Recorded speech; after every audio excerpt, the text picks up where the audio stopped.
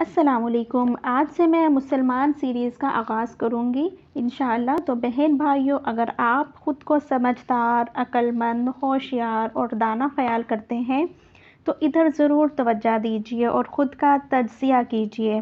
بلکہ ہم میں سے کسی کو یہ حق نہیں پہنچتا کہ ہم کسی کے دعوی ایمان کو جھوٹا کہیں، مگر جاننے والوں اور ماننے والوں کے لیے یہ شناخت خاصی آسان ہوتی ہے کہ کون ان کا ساتھی اور ہم راہی منزل ہے۔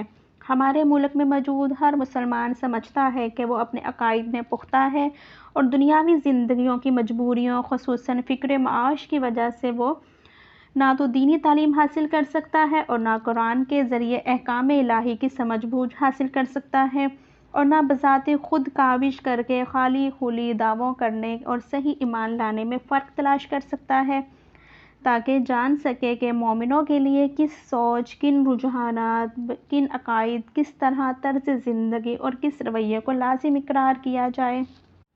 ہم اگر کسی سے پوچھیں کہ سچا مسلمان کون ہے تو مختلف انواع قسم کے جوابات سے واسطہ پڑتا ہے، مگر بات عموماً دین کے 5 ارکان تک ہی محدود رہتی ہے۔ انشاءاللہ آپ دیکھیں گے کہ بہت جلد آپ کی زندگی اس روپ میں ڈھل جائے گی کہ آپ کی واپسی پر اللہ تعالیٰ آپ کو خوش آمدید کہیں گے اور آپ کو خود سے آپ کے رب کے راضی ہونے کی نوید سنائیں گے۔ سبحان اللہ۔